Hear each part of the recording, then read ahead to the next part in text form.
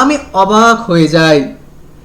By my truth, truth মানে কি, অর্থাৎ বাই মাই বলতে পারো হচ্ছে ট্রুলি, অ্যাকচুয়ালি ট্রুলি মানে সত্যিকারে, সত্যিকারে যেন আমি অবাক হয়ে যাই। কেন? হোয়াট দাও, দাও মানে তোমরা জানো দাও মানে কি, দাও মানে হচ্ছে ইউ, অর্থাৎ ইউ অ্যান্ড আই, অর্থাৎ তুমি এবং আমি। ডিড টিল উই লাভড, মানে উনি বলছেন যে তুমি এবং আমি যখন আমরা একে অপরকে ভালোবাসতাম তখন আমরা কি করতাম, সেই কথা ভাবতে গিয়ে আমি অবাক হয়ে যাই যে আমি কি করতাম। তো এক্ষেত্রে আমাদের মনে প্রশ্ন আসবে যে জন ডান এরকম কেন প্রশ্ন করলেন, আই দিয়ে কেন প্রশ্ন করলেন? কারণ উনি নিজের মনের সাথে নিজের কথা বলছেন, উনি নিজের মনের সাথে নিজেকে মনকে প্রশ্ন করছেন যে আমি যখন আমার বিলাভেডকে ভালোবাসতাম তখন আমি কি করতাম, অর্থাৎ what did actually they do, যে তারা কি করতো সেই ব্যাপারটা এখানে জন ডান প্রশ্ন করছেন। যে আমরা যখন একেবারে ভালো তখন আমরা কি করতাম, কারণ এবার উনি বলবেন যে ভালোবাসাটা তাহলে কি, দেখো তারপরে তার কি বলছে, তাহলে এখানে I wonder by my troth what thou and I did till we love. Okay, যে আমরা যখন একে অপরকে ভালোবাসতাম তখন আমরা কি করতাম, অর্থাৎ what did they do. Okay, তারপর were we not win till then, মানে অ্যাকচুয়ালি এখানে ব্রেস্ট ফিডিং এর কথা বলছেন যে আমরা কি অ্যাকচুয়ালি মানে we were engaging in breast feeding, মানে উনি এখানে প্রশ্ন করছেন। বাট সাক অন কান্ট্রিজ প্লেজার্স চাইল্ডিশলি, এখানে উনি শৈশবকালের যে একটা ইচ্ছে সেটাকে উনি এখানে ট্রিগার করছেন। উনি বলছেন যে আমরা কি সেই কান্ট্রি অর্থাৎ কান্ট্রি প্লেজার্স মানে বাচ্চাদের মতো কি আনন্দের পিছনে আমরা ছুটতাম, বাট সাক অন কান্ট্রিজ প্লেজার চাইল্ডিশলি, আমরা কি শৈশবের মতো চাইল্ডিশ ওয়েতে আমরা কি সেই সময় আমাদের যে সকল ইচ্ছেগুলো থাকতো সেইগুলোকে পূরণের জন্য কি আমরা তার পিছনে তাড়া করে যেতাম, তার পিছনে কি আমরা অনবরত কনসাস হয়ে থাকতাম, এখানে উনি প্রশ্ন করছেন। তাহলে বাট সাক অন কান্ট্রিজ প্লেজার চাইল্ডিশলি, যে আমরা শৈশবকালের যে প্লেজার, শৈশবকালের যে ডিজায়ার তার পিছনে কি আমরা কি ছুটে যেতাম। অর, বা এখানে বলছেন or snorted we in the seven sleepers den, very very important, এটা তোমাদের পরীক্ষায় কোয়েশ্চেন আসবে। সেভেন স্লিপার্সেস ডেন বলতে অ্যাকচুয়ালি এখানে কি বলা হচ্ছে, সেভেন স্লিপার্সেস ডেন, দেখো সেভেন, দেখো সেভেন মানে সাত জানো, স্লিপার, আচ্ছা স্লিপার মানে কি দেখবে তোমরা ট্রেনেতেও গেলে দেখবে স্লিপার ক্লাস বলে একটা ক্লাস থাকে, first class, second class, sleeper class, general class, তাই না, এগুলো থাকে। স্লিপার ক্লাস মানে কি, স্লিপার ক্লাস মানে যেখানে আমরা শুয়ে শুয়ে যেতে পারি, তাই তো, আমরা একদম বসে বসে না, শুয়ে শুয়ে আমরা যেতে পারি, একদম জানলার ফাঁক দিয়ে আরাম করে প্রকৃতি দেখছো আর ট্রেন যাচ্ছে, ঝিক ঝিক ঝিক ঝিক করে ট্রেন যাচ্ছে, এবং মাঝে মাঝে যদি চানা মুড়ি বা চা বা বিস্কুট বা সামথিং এলস যদি আসে কত আনন্দ হয় বলো আমাদের, তাই না। তাহলে এই সকল বিষয়গুলো সবসময় একটা কথা মনে রাখবে যে যখনই সময় পাবে না একটু চেষ্টা করবে প্রকৃতির কাছে চলে যাওয়ার, সমুদ্র হোক, পর্বত হোক, যেখানেই হোক। কারণ আমি একটা কথা তোমাদের প্রথমে বলেছিলাম যে উইলিয়াম অরসাদ বারবার একটা কথা আমাদের বলতেন যে আমরা যতই শহরে থাকি বাট প্রকৃতির প্রতি গেলে বা প্রকৃতির কাছে গেলে আমরা আসল প্রশান্তি আমরা প্রকৃতির কাছেই পাই। তাই জন্য যখনই সময় পাবে একটু ট্রেন ধরে হোক বা বাস ধরে হোক একবার প্রকৃতির কাছে চলে যাবে, বিভিন্ন জায়গায় দার্জিলিং যেতে পারো, যেখানে ইচ্ছে যেতে পারো, বাট যাবে, এটা খুব দরকার আমাদের লাইফে, তাই না। নাহলে সবসময় একই কাজ যদি আমরা করি তো সেক্ষেত্রে আমরা বোর হয়ে যাই, তাই না, তো সেই জন্য আমাদের দরকার এই ব্যাপারটা বলছেন। তো দেখো এখানে বলছে সেভেন মানে সাত, স্লিপার্স মানে যারা ঘুমিয়ে থাকে, তাই না, ঘুমিয়ে থাকে যারা, সেভেন ডেন, ডেন মানে কি দাদা, ডেন মানে হচ্ছে কেভ।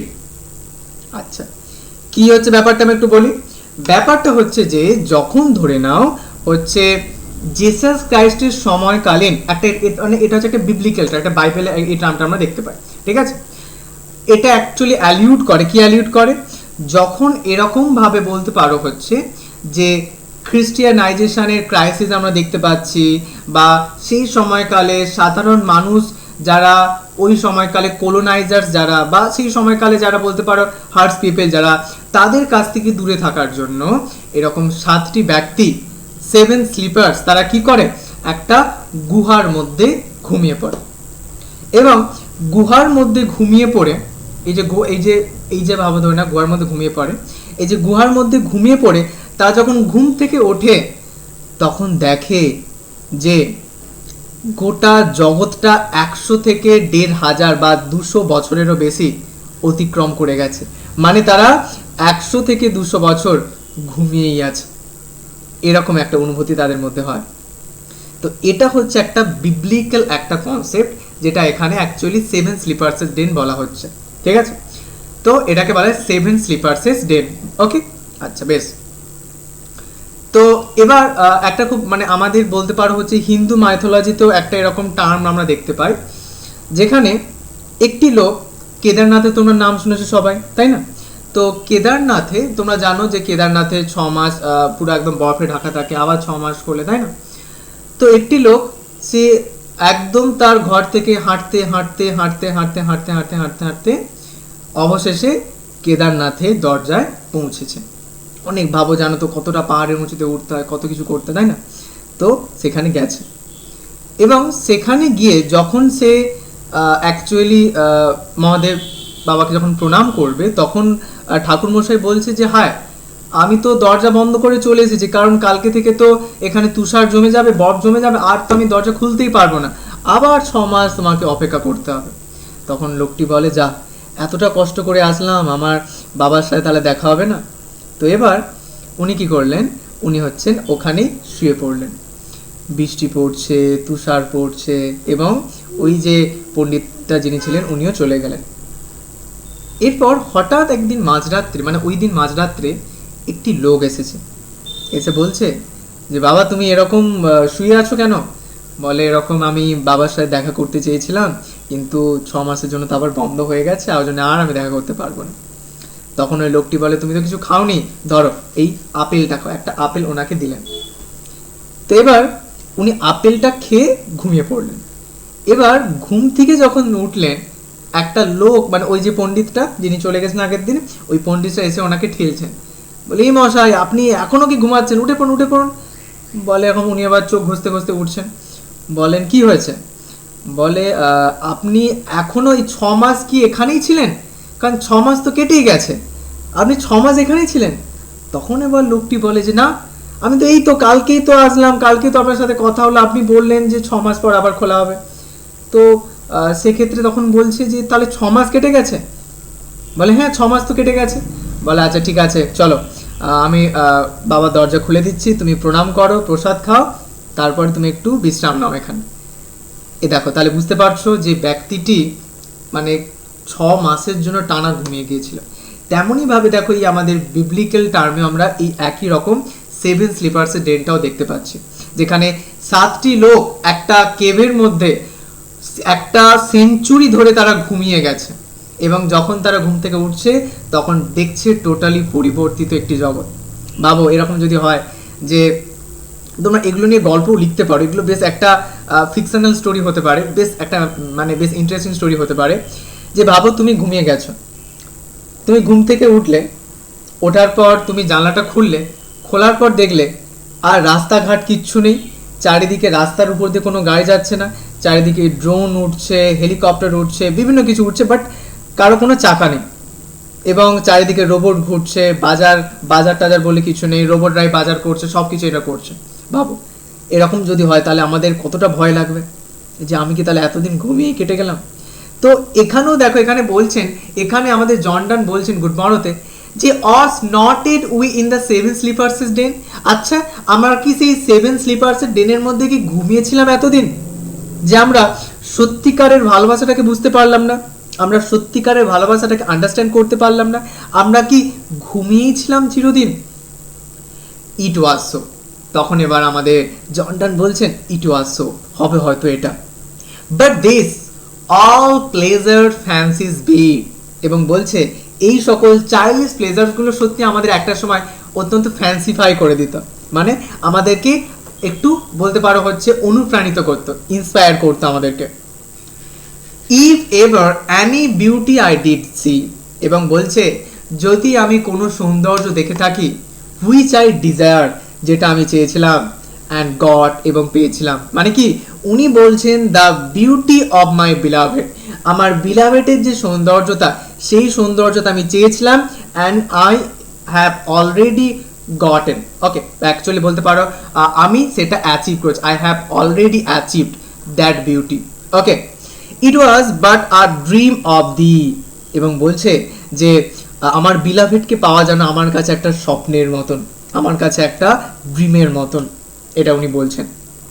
ওকে, তো তাহলে দেখো এই প্যারাতে আমরা দেখো 3টে প্যারা দেখতে পাচ্ছি এবং 3টে প্যারায় 7 লাইন, তার টোটাল 21 লাইন আমাদের রয়েছে, ঠিক আছে। তাহলে এই 7 লাইনে উনি কি বলছেন, at the very beginning of the poem, যেখানে উনি প্রশ্ন করছেন যে আমরা যখন একে অপরকে ভালোবাসি তখন আমরা কি করতাম, সেই ব্যাপারটা উনি প্রশ্ন করছেন।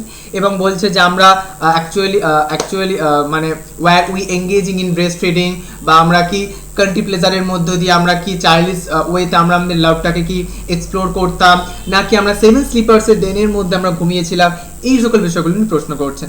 এবং বলছেন যাই হোক ছাড়ো, আর বেকার এগুলো নিয়ে ঘেঁটে লাভ নেই।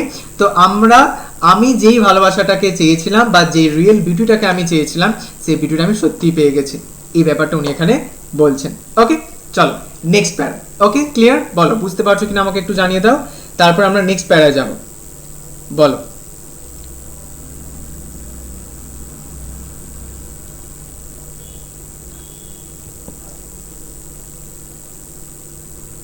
বলো, কারো কথা কোনো কোয়েশ্চেন থাকলে আমাকে বলতে পারো। আচ্ছা ঠিক আছে, থ্যাংক ইউ শায়নি, সাথী, শুভদীপ, শুভজিৎ, বাকিটা জানিয়ে দাও।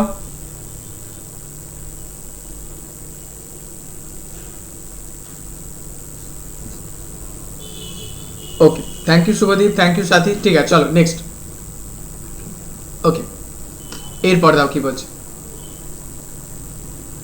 ওকে, এরপরে দেখো বলছে and now good morrow to our waking souls, এবং বলছে আমাদের জেগে ওঠা আত্মাদের আমরা বলছি গুড মর্নিং, আমরা বলছি গুড মর্নিং মানে সুপ্রভাত।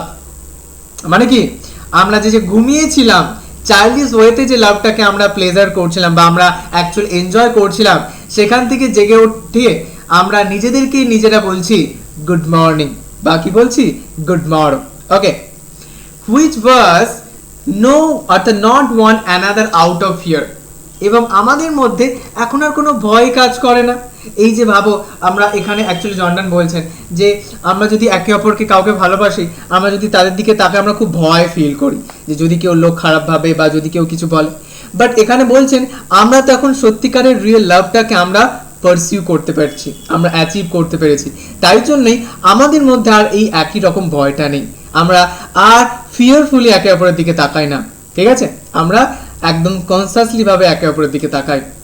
For love all love of other sides controls, এবং বলছে আমাদের ভালোবাসার জন্য আমরা কি করছি, আমাদের all love of other sides controls, এবং আমাদের যে কন্ট্রোল বা আমাদের যে সাইড, আমাদের যে দৃষ্টি, ঠিক আছে, ভিশন, সেই ভিশনটাও টোটালি কন্ট্রোলেবল হয়ে যায়, টোটালি সেটাকে আন্ডার দেয়ার কন্ট্রোলড মধ্যে সেটা হয়ে যায়, তাদের কন্ট্রোলের মধ্যে তারা তাদের যে ভিশন বা তাদের যে বলতে পারো সাইড, সেটাকে তারা কন্ট্রোল করতে পারে, ঠিক আছে।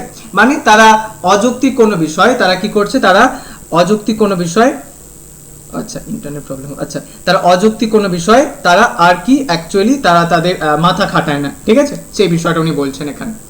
And makes one little room and everywhere, এবং বলছে আমরা দুজনে মিলে একটা ছোট্ট রুম তৈরি করেছি, লিটল রুম অ্যান্ড এভরিওয়্যার, এবং চারিদিকে আমরা একটা ছোট্ট রুম তৈরি করেছি। এবং বলছে লেট সি ডিসকভারার, সি ডিসকভারার্স মানে বাবা যখন আমাদের পৃথিবী আবিষ্কার হয় বা পৃথিবীর কোথায় কি রয়েছে, কোথায় আফ্রিকা রয়েছে, কোথায় জার্মানি রয়েছে, কোথায় জাপান রয়েছে, এগুলো যখন আস্তে আস্তে বিভিন্ন ধরনের সি ভয়েজ করার মধ্য দিয়ে যখন বিভিন্ন মানুষ জানতে পারলো, সেটাকে এখানে বলা হচ্ছে সি ডিসকভারার্স, যারা সমুদ্রের মধ্যে বিভিন্ন ধরনের ডিসকভারি করে থাকেন, সামুদ্রিক আবিষ্কারক যারা। বলছে two new worlds have gone, এবং তারা নতুন ওয়ার্ল্ডকে জানার জন্য তারা বেরিয়ে পড়েছে। কিন্তু এখানে জর্ডান বলছেন আমার আর অত খোঁজার ইচ্ছে নেই, কারণ আমার গোটা পৃথিবীটাই আমার চোখের সামনে, দ্যাট ইজ মাই বিলাভেড, আমার বিলাভেড, কারণ আমার বিলাভেডের চোখের দিকে দেখবে, ওটা বলবে বিলাভেডের চোখের দিকে তাকালেই গোটা পৃথিবীটাই যেন আমি দেখতে পাই, ঠিক আছে, তাহলে আর ঘুরতে যাওয়ার দরকার নেই, আর টাকা খরচও হবে না কিছু। তো এখানে জর্ডান বলছেন যে let sea discoverers to new worlds have gone, এবং সি ডিসকভার যারা আছে তারা নতুন ওয়ার্ল্ডকে আবার পুনরায় ডিসকভারি করার জন্য তারা বেরিয়ে পড়েছে। লেট ম্যাপস টু আদার, এবং তারা ম্যাপও তৈরি করছে যে কোথায় কি আছে না, সেই ম্যাপও তারা তৈরি করছে। ওয়ার্ল্ডস অ্যান্ড ওয়ার্ল্ডস হ্যাভ সোন, এবং জগতের পর জগৎ, বিশ্বের পর বিশ্ব তারা এক্সপ্লোর করেই যাচ্ছে। তাদের আর অ্যাকচুয়ালি বলতে পারো তাদের স্টপ হচ্ছে না, তারা থামছে না কিছুতে, তারা এক্সপ্লোর করেই যাচ্ছে। এবং তখন এবার আমাদের জর্ডান বলছেন ঠিক আছে, লেট ইট গো, যারা করছে তাদের করতে দাও, let us possess one world, চলো আমরা দুজনে মিলে একটা জগৎকে পজেস করি। তোমরা সেই পজেসিভ প্রোনাউন পড়েছিলে, মনে আছে? পজেসিভ প্রোনাউন,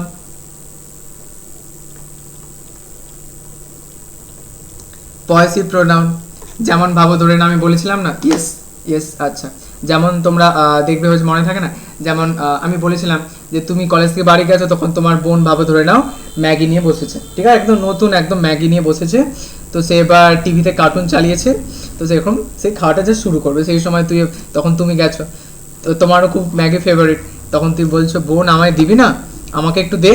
তখন এবার তোমার বোন বলছে যে ম্যাগিটা আমার, তাই না, মাইন। তো সেক্ষেত্রে এইগুলোকে বলা হয় পজেসিভ প্রোনাউন। মানে কি, যখন তুমি যে প্রোনাউনগুলো ব্যবহার করার মধ্যে নিজের অধিকারটাকে বোঝা, এটা আমার, এটা তোমার নয়, এটা আমার, তাই না? বাচ্চারা এটা খুব সুন্দর করে মিষ্টি করে বলে না যে না না এটা আমার। যেমন তোমরা একটা দেখবে কবিতা ছিল, তোমরা আই থিঙ্ক ক্লাস 7-এ মনে হয় পড়েছিলে, কবিতাটার নাম হচ্ছে উইলিয়াম ওয়ার্ডসওয়ার্থের কবিতা, সেটা হচ্ছে কবিতাটার নামটা আমার ঠিক মনে পড়ছে না, উই আর অল সেভেন, এরকম টাইপের, ঠিক আছে, we are seven, we are seven, we are all seven, we are seven, আমরা 7 জন। যেখানে দেখবে স্পিকার বলছে তার একটি বোন মারা গেছে, তারা কবরে অ্যাকচুয়ালি ঘুমিয়ে আছে। তখন এবার আমাদের কবি বলছেন যে আচ্ছা তোমরা তো 5 জন, তোমরা তো 7 জন নয়। তখন এর বাচ্চা মেয়েটা খুব সুন্দর মিষ্টি করে বলছেন না কাকু তুমি জানো না, আমরা 7 জনই, 2 জন তো ঘুমিয়ে আছে, আর আমি আর মা ওই যে কুঁড়ে ঘরটা দেখতে পাচ্ছ, ওই কুঁড়ে ঘরটার মধ্যে আমরা আছি। আমরা তাহলে কজন? আমরা 7 জন। না কাকু 5 জন কিন্তু নয়, আমরা 7 জন। মানে উইলিয়াম ওয়ার্ডসওয়ার্থ বোঝাতে চাচ্ছেন যে মেয়েটিকে কি বোঝাতে চাচ্ছেন যে হোয়াট ইজ ডেথ, মৃত্যু কাকে বলে। বাট দেখো বাচ্চারা খুব ইনোসেন্ট হয় না, সত্যি দেখো আমরা যদি বাচ্চাদের মতো যদি জগৎটাকে দেখতাম তাহলে ভাববে আমাদের মধ্যে কোনো চিন্তা থাকে না, তার ভাববে ধরে নাও কোনো একটা বিষয় খারাপ লাগছে, তাকে আবার খেলনা কিনে দেয়নি বা কিছু একটা হয়নি, তো সেক্ষেত্রে দেখবে সে কিছুক্ষণ একটু কাঁদে, তারপর আবার ঠিক হয়েছে, আবার নিজের ছন্দে তখন এদিক ওদিক হাঁটতে থাকে, দৌড়তে থাকে, ঠিক আছে, একবার মায়ের পিছনে গেল, একবার বাবার পিছনে গেল, আর যদি দিদি ভাই বোন থাকে তাহলে তো তার পিছনে লাগবেই, আর শব্দ দিদি ভাই বোনের হবে, তাই না? তো যাদের বাড়িতে আছে তারা খুবই লাকি, ঠিক আছে। বাট এগুলো একটা বেশ আলাদা অনুভূতি, যখন বড় হয়ে দেখবে এগুলো আর তখন পাবে না, বাট এগুলো একটা আলাদা ধরনের একটা লাইফের পিরিয়ড আমাদের প্রত্যেকটা জীবনে। তো এখানে ব্যাপারটা আমরা মানে ওখানে অ্যাকচুয়ালি আমি বলতে চাচ্ছি, তো পজেসিভ মানে হচ্ছে যখন আমরা কি করছি, যখন আমরা কোনো কিছুতে অধিকার বোঝাচ্ছি, তাই না, যে এটা আমার বোঝাচ্ছে। তেমনই ভাবে এখানে দেখা বলছে লেট আস, চলো পজেস দ্য, আচ্ছা পজেস ওয়ান ওয়ার্ল্ড, চলো একটা জগৎকে আমরা পজেস করি, একটা অধিকার করি। Each hath one and is one, hath মানে হ্যাজ, এবং এখানে সুন্দর কথা একটা বলছেন যে অ্যাকচুয়ালি এখানে বলছেন যে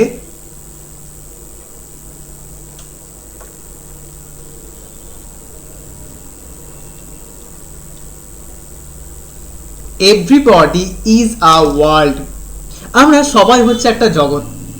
আমার লাইফের জগৎ আলাদা, শায়নির জগৎ আলাদা, সাথীর জগৎ আলাদা, শুভদীপের জগৎ আলাদা, শুভজিতের জগৎ আলাদা, বিশাল জগৎ আলাদা।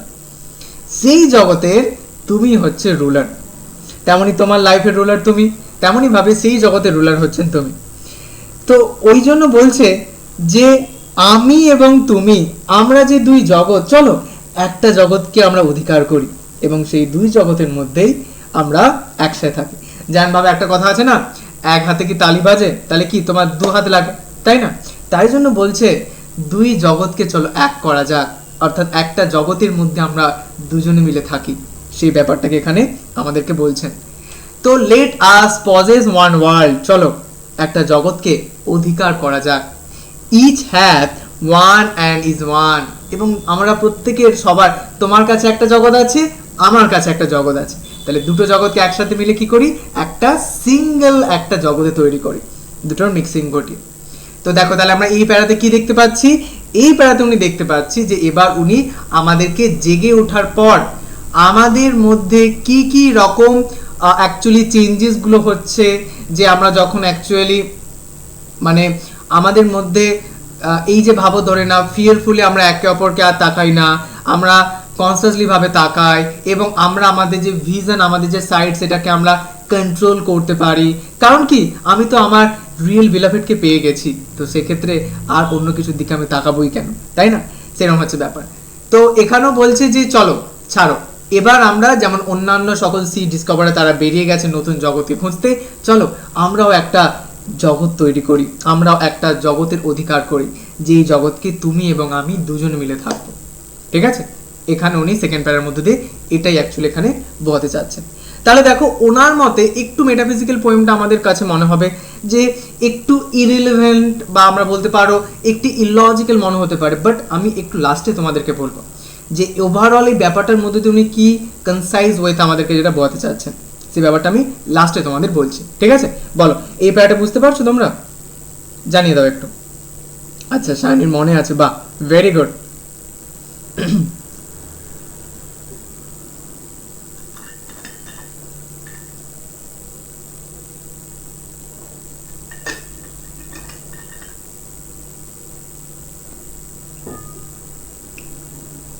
আচ্ছা, thank you Subhadip, thank you Sathi.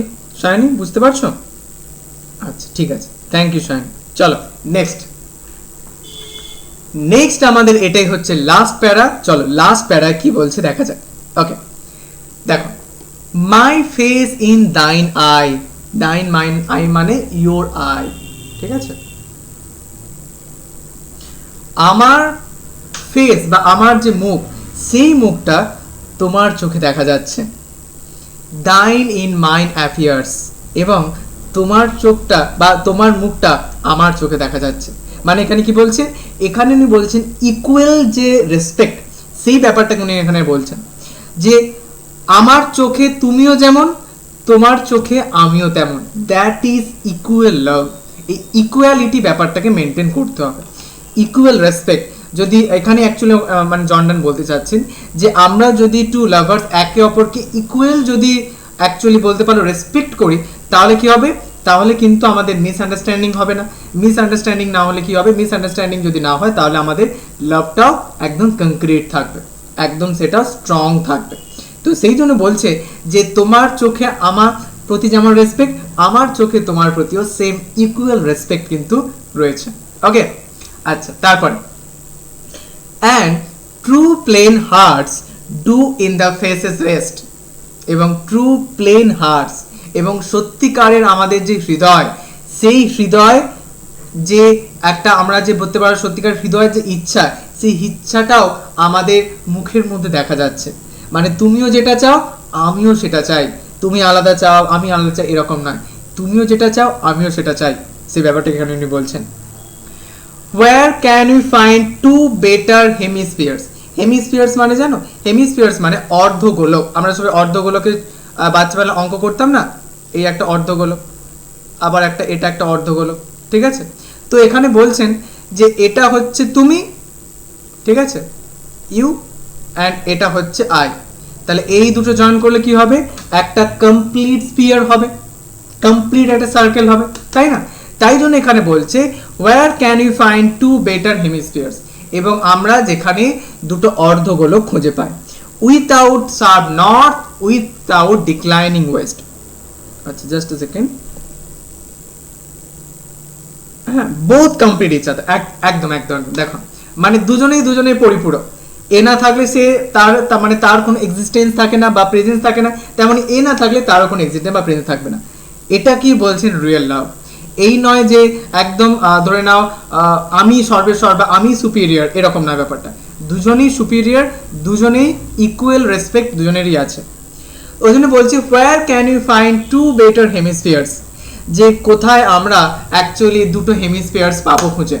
Without sharp north মানে উনি একটা পৃথিবী তৈরি করতে বলছেন, পৃথিবী তৈরি করার একটা ইচ্ছা ওনার মধ্যে দেখা যাচ্ছে, যেখানে বলছে যেখানে তীক্ষ্ণ উত্তরাঞ্চল নেই। তীক্ষ্ণ মানে সেখানে শীতলতা নেই, মানে উত্তরের দিকে ঠান্ডা থাকে বেশি, তাই না? তো এখন গরমে যদি একটু ঠান্ডা পড়তো কত ভালো হতো বলো, তাই না? তো যাই হোক, তো এবার বলছে যে এই যে এমন একটা জগৎ আমরা তৈরি করব, যেই জগতে উত্তরের দিকে কোনোরকম কোনো কোল্ডনেস নেই বা শীতলতা নেই, উইথআউট ডিক্লাইনিং, ডিক্লাইন ওয়েস্ট মানে পশ্চিম দিকে সূর্য ডোবার পরও কোনো অন্ধকার যেন দেখা না যায়, অর্থাৎ কোনো ডার্কনেস যেন দেখা না যায়, গ্লুমি অ্যাটমসফিয়ার যেন দেখা না যায়, এই ব্যাপারটা উনি বলছেন। যে যেখানে সূর্য পূর্ব দিকে ডুববে না, আর উত্তরের শীতলা অঞ্চল বা শীতল যে অঞ্চল বা বলতে পারো হচ্ছে কোল্ডনেস, সেটা যেন আমরা না থাকে, এরকম একটা জগৎ আমরা খুঁজছি। Whatever dies was not mixed equally. খুব সুন্দর একটা ফিলোসফিক্যাল কথা উনি বলছেন, দেখো এটা একটু মন দিয়ে বুঝবে কি বলছেন। দেখো এই যে ভাবো, ধরে নাও করোনা যে আসলো, করোনার সময় তোমরা জানো সবাই, তাহলে করোনার সময় ধরে নাও যারা করোনা এই ভাইরাসটাকে নিজেদের মধ্যে অ্যাকচুয়ালি বলতে পারো তারা ডিফেন্ড করতে পেরেছে, তারাই বাঁচতে পেরেছে, আর যারা ডিফেন্ড করতে পারেনি তারা মারা গেছেন, তাই না? তো ওই জন্য বলছে যে হোয়াট এভার ডাইজ, যেটা মারা যায়, ওয়াজ নট মিক্সড ইকুয়ালি, সেটা আমাদের জগতের সাথে মিক্স হতে পারেনি, তাই জন্য সেটা মারা গেছে। তো সেই জন্য যে মিক্স হতে পারে না, যে আলাদা হয়ে যায় সবার থেকে, সে তাড়াতাড়ি চলে যায় আমাদের কাছ থেকে। ওই জন্য বলছে what ever dies was not mixed equally. তো এখানে উনি এটাও হয়তো বলতে পারছেন, উনি বলছেন যে এই যে আমরা দুজন যে হেমিস্ফিয়ার, এই হেমিস্ফিয়ার যে একে অপরকে যদি মিশে ফেলি, তাহলে আমাদের ভালোবাসাটাও কনস্ট্যান্ট থাকবে, পার্মানেন্ট থাকবে। আর যদি আমরা একে অপরকে মিশতে না পারি, তাহলে আমাদের ভালোবাসাটাও কি হবে, আস্তে আস্তে হারিয়ে যাবে। ওই জন্য বলছে যে what ever dies was not mixed equally, যে যেটা মারা যায় সেটা ইকুয়ালি ভাবে সেটা মিক্স হতে পারে একে অপরের সাথে। দুজন লাভার একে অপরকে ইকুয়ালি রেসপেক্ট করেনি, তাই জন্যই তাদের লাভটা সেটা ভেঙে গেছে, সেটা এখানে জর্ডান বলছেন।